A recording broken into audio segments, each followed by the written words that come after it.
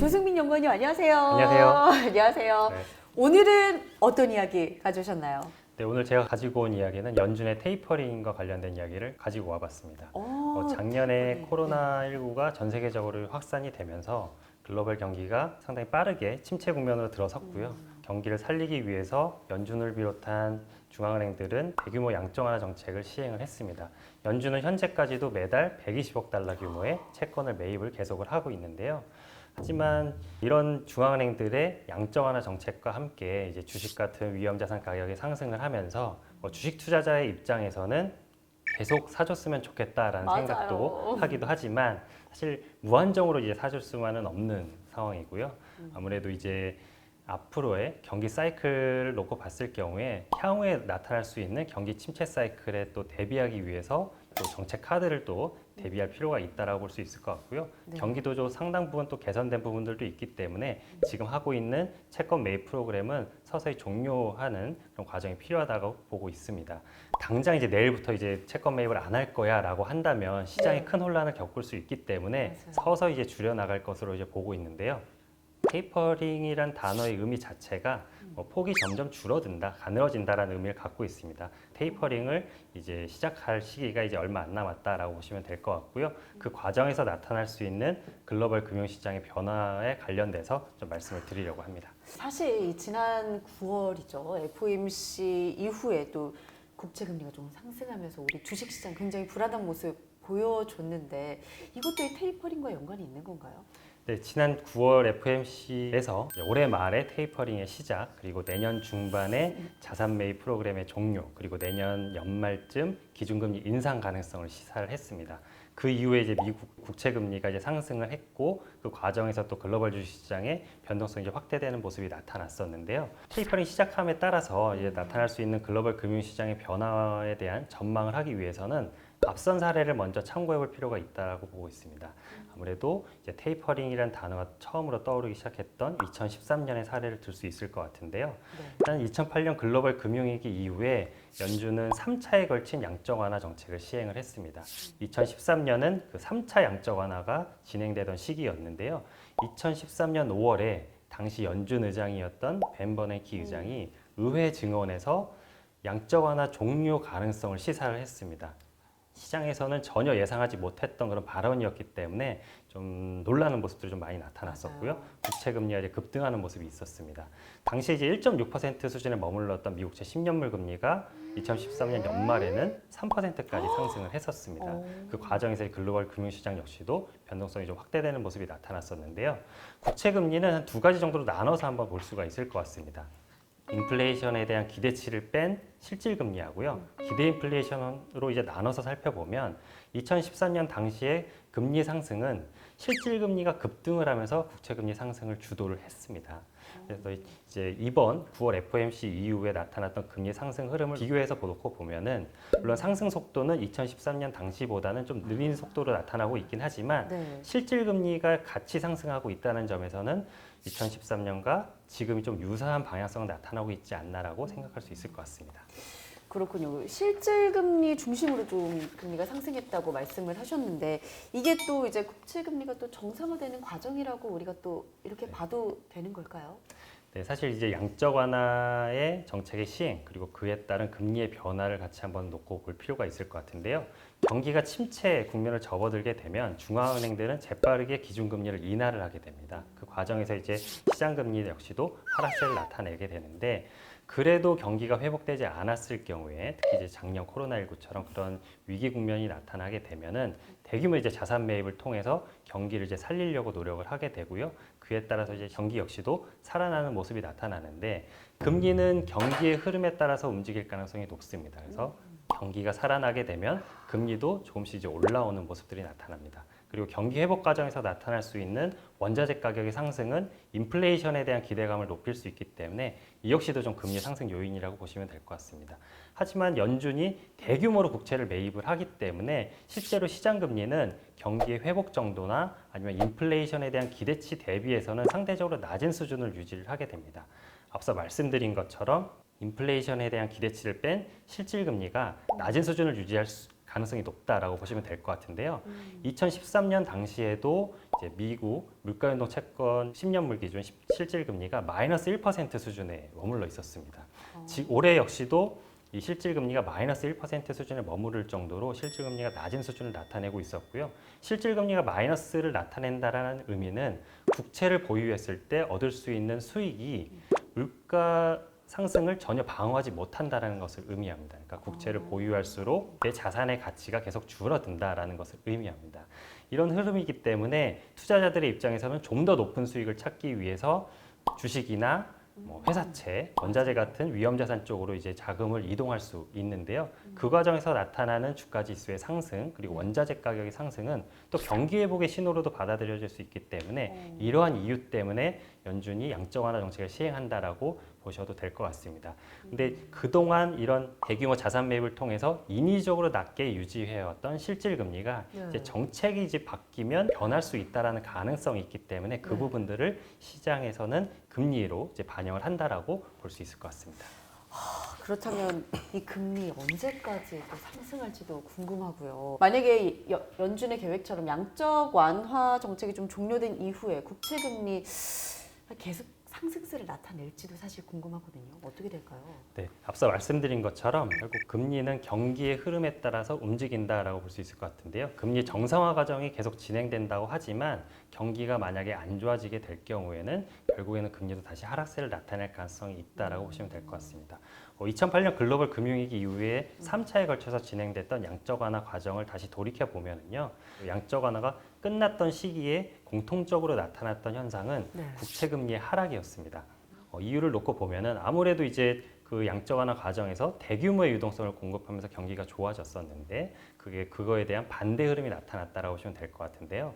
특히 이제 경기 측면에서는 연준이 양적 완화를 언제 종료하는 시기도 역시도 중요한 변수로 작용을 하는데 그 2차와 3차 양적 완화 때 연준이 양적 완화에 대한 종료를 언급했던 그 시기를 놓고 보면 미국의 경기 선행 지수를 기준으로 놓고 봤을 때 모두 전고점을 돌파한 이후에 양적 완화 종료를 시사를 했습니다. 경기가 무한정 계속 좋아질 수만은 없고 사이클을 타면서 결국 둔화되는 흐름도 나타날 수 있는데 그런 둔화될 가능성이 높아진 시점과 양적 완화 종료 시점이 겹치면서 그 부분도 역시 또 국채금리 하락으로 이어지는 그런 요인이 됐었다라고도 볼 수 있을 것 같습니다.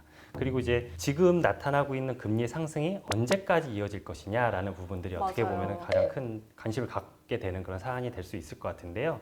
3차 양적 완화 종료 당시를 돌이켜 보면은 양적 완화에 대한 종료를 시사한 이후에 국채 금리가 급등을 했었는데 실제로 연준이 자산 매입 규모를 축소하기 시작했던 그러니까 테이퍼링을 시작하기 시작한 시점부터는 다시 금리가 하락세로 돌아섰습니다. 그때와 같은 흐름이 이번에도 같이 이어진다면 지금은 금리 상승세가 이어질 수 있지만 실제로 연준이 테이퍼링을 시작하는 연말부터는 금리 상승이 제한될 가능성이 있다고 판단하고 있습니다. 지금까지는 사실 이 금리 중심으로 또 말씀을 해주셨는데 우리 또 가장 우리 투자자분들이 궁금하신 주식시장에 대해서 한번 여쭤보도록 할게요. 사실 양적 완화 종료 이후에 경기가 별로 좋지 않았다고 그렇게 말씀을 하셨다면 주식시장 역시 그렇게 좋은 성과를 보여주지는 못했을 것 같거든요. 네, 양적 완화 진행되는 과정에서 경기가 회복되고 그 과정에서 또 이제 주가 지수가 상승을 했기 때문에 주가 지수 역시도 조정을 받는 모습들이 나타났습니다. 과거에 1차, 2차, 3차 양적 완화 당시를 또 돌이켜 보면은 전 세계 주가 지수 기준으로 놓고 봤을 때 1차 양적 완화 정책이 종료됐을 때는 고점 대비 한 14% 정도 이제 하락세를 나타냈고요. 2차 양적 완화가 종료됐을 경우에는 고점 대비 22% 정도, 3차 양적 완화가 종료됐을 때는 고점 대비 18% 정도 하락을 했습니다.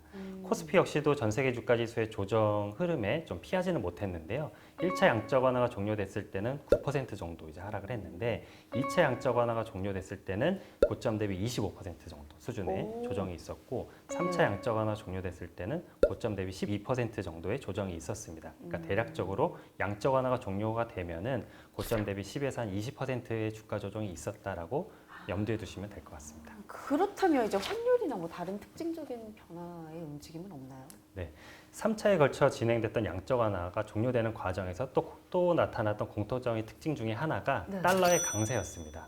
환율 같은 경우는 두 국가 간의 통화 정책의 상대적인 수준이나 아니면 경기 흐름에 따라서 변화의 모습이 나타나는데요.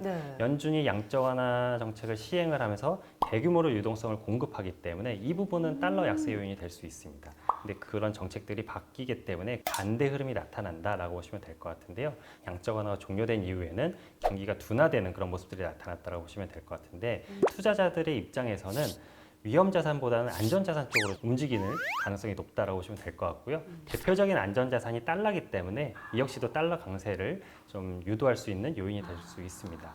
금리 측면에서는 이제 미국하고 독일 간의 금리 차를 또 한번 살펴볼 수 있을 것 같은데요. 미국이 양적 완화를 진행하는 과정에서 경기가 올라오면서 미국 국채 금리도 상승세를 나타냅니다. 근데 상대적으로 미국 국채 금리의 상승폭이 독일 국채 금리랑 비교했을 때는 상대적으로 더 큰 폭으로 상승을 하게 됩니다. 그 얘기는 시간이 지날수록 미국 국채에 대한 투자 매력도가 점점 더 상대적으로 더 높아진다라는 것을 의미하는데요.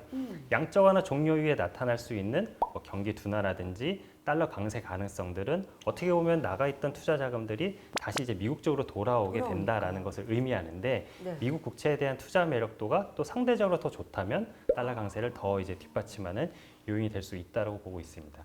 특히 또 이제 중요한 부분들 중에 하나가 신흥국입니다. 인위적으로 실질 금리를 낮게 유지를 하기 때문에 더 높은 수익률을 찾기 위해서 위험 자산 쪽으로 투자 자금을 옮겨간다라고 말씀드렸는데요. 맞아요. 그 중에 일부가 또 신흥국으로 들어오게 됩니다. 근데 이제 양적 완화 정책이 종료되면 나갔던 자금들이 다시 들어올 수 있는 상황인데 네. 그 과정에서 이제 신흥국 통화가 약세를 나타낼 수 있습니다. 네. 그렇기 때문에 그 부분 역시도 달러 강세 요인 중 하나라고 보시면 될 것 같습니다. 그렇군요. 이 뭐 금리 하락, 주가 조정이 달러 강세 이렇게 예상을 하셨는데 이거는 사실 이제 과거의 양적 완화에 대한 정책을 좀 기준으로 말씀을 하신 거잖아요. 그렇다면 지난 2013년 테이퍼링과 또 현재의 테이퍼링 사실은 조금은 다를 거라고 생각하거든요. 가장 크게 다른 환경이 아무래도 물가 수준인 것 같습니다. 3차 양적 완화를 종료했던 당시에는 미국 소비자 물가 지수의 전년 동월 대비 상승률이 1에서 한 2% 정도 수준에 머물렀었는데 지금은 5%를 지금 넘어서고 있는 상황입니다. 최근에 이제 파월 연준 의장의 인플레이션에 대한 평가 역시도 과거와는 크게 좀 달라진 모습들이 나타나고 있는데요. 예전에는 물가 상승이 네. 일시적인 현상일 것이다라고 계속 강조를 해오셨다가 네. 최근에는 물가 상승에 대한 위험이 내년까지 이어질 수 있다라는 쪽으로 언급을 하고 계십니다. 아무래도 이제 저희가 뭐 단기간 내에 좀 해결될 것으로 봤던 공급망 병목 현상이 좀 예상보다 길게 이어지고 있다라는 부분들이 있고요. 그로 인해서 이제 물류 관련 비용이 큰 폭으로 상승했다는 부분들, 그리고 최근에 유가 상승이나 천연가스 가격의 급등, 그리고 뭐 중국이나 인도의 전력난 이런 부분들이 계속적으로 물가 상승 압력을 높이는 요인이 되고 있습니다. 사실 물가 상승이 꼭 그렇게 부정적인 것만은 아니지만 최근에는 물가 상승 때문에 소비 심리에 좀 부정적인 영향을 미치고 있다라는 그런 신호도 나타나고 있기 때문에 좀 주목해서 볼 필요는 있다라고 보고 있는데요. 네. 미국 소비자들의 소비 심리를 나타내는 대표적인 지표가 미시건 대학 소비자 기대 지수가 있고 그리고 컨퍼런스 보드 소비자 기대 지수가 있습니다. 근데 두 지표 모두 지난 9월 지표가 예상치를 하회하면서 소비 심리가 좀 안 좋아지고 있다라는 결과가 나타났습니다. 어떤 부분들이 소비 심리에 영향을 미치고 있는지를 좀 살펴보면 사실 경기가 안 좋아서라는 이유보다는요. 제품 가격이 너무 올라서 사기가 부담스럽다라는 쪽이 소비 심리를 부정적으로 만드는 요인으로 나타나고 있습니다. 사실 이제 연말 소비 시즌을 앞두고 있는 상황인데 만약에 이런 소비 심리의 악화가 기대했던 소비 시즌만큼의 성과를 기록하지 못하는 그런 요인으로 작용을 하게 된다면 그 부분들은 경기에 또 부정적인 영향을 미칠 수 있기 때문에 이 부분들은 좀 주목해서 볼 필요가 있다고 보고 있고요. 네. 사실 제일 우려하는 게 만약에 물가에 대한 우려를 좀 일찌감치 잠재우기 위해서 연준이 긴축적인 통화 정책을 예상보다 빠르게 진행하는 경우가 시장의 큰 리스크 요인이 될 수 있을 것 같은데요. 네. 저희는 아직까지는 그 가능성을 낮게 보고 있습니다. 왜냐하면 아직까지는 연준이 갖고 있는 카드가 남아 있다라고 생각을 하고 있기 때문인데요. 지금보다 이제 국채 금리가 더 이제 빠른 속도로 상승하게 될 경우에는 네. 장기 금리의 상승을 제어할 수 있는 정책을 시행할 가능성이 높다고 보고 있습니다. 대표적인 정책이 오퍼레이션 트위스트라는 정책이 있는데요. 단기채의 비중을 좀 줄이고 네. 장기채 매입 비중을 좀 더 늘려서 장기 금리를 좀 안정시키게 만드는 그런 정책이기 때문에 연준의 어떤 양적 완화의 종료 그 과정은 예상대로 진행되지 않을까라고 생각을 하고 있습니다. 그렇다면 마지막으로 이 테이퍼링을 좀 앞둔 시점에서 네. 우리 투자자분들 자산 배분 전략 어떻게 취해야 될지도 궁금해요. 코로나19 이후에 대규모로 공급됐던 글로벌 유동성의 어떤 공급 속도가 이제 점차 줄어드는 시기가 좀 다가오고 있습니다. 아무래도 이제 중앙은행들의 완화적인 통화 정책 덕분에 주가 지수의 상승세가 이어졌기 때문에 어떤 정책의 변화 과정에서는 글로벌 금융시장의 변동성도 확대될 가능성이 높다라고 보고 있는데요. 앞서 말씀드린 것처럼 테이퍼링의 시기하고 글로벌 경기의 둔화 국면하고 또 맞물릴 가능성도 있다는 부분에 있어서는 위험에는 좀 대비하는 전략이 필요하다라고 보고 있습니다. 달러를 중심으로 유동성을 확보하는 전략이 일단 필요하다고 판단을 하고 있고요. 그리고 주식시장 같은 경우는 아무래도 연말을 앞두고 있는 상황이기 때문에 좀 상대적으로 주가가 안정적으로 움직일 수 있는 배당주나 아니면 밸류에이션에 대한 부담이 상대적으로 적은 이제 가치주에 좀 더 유리한 국면이 전개될 것으로 예상을 하고 있습니다. 채권 같은 경우는 아무래도 지금 국채금리가 상승세가 나타나고 있기 때문에 채권 투자 매력도는 지금 낮은 상황인데요. 만약에 연말에 실제로 연준이 테이퍼링을 진행을 하고 그 이후에 국채금리 상승세가 제한이 된다면 그때부터는 채권에 유리한 환경이 펼쳐지지 않을까 예상을 하고 있습니다. 알겠습니다.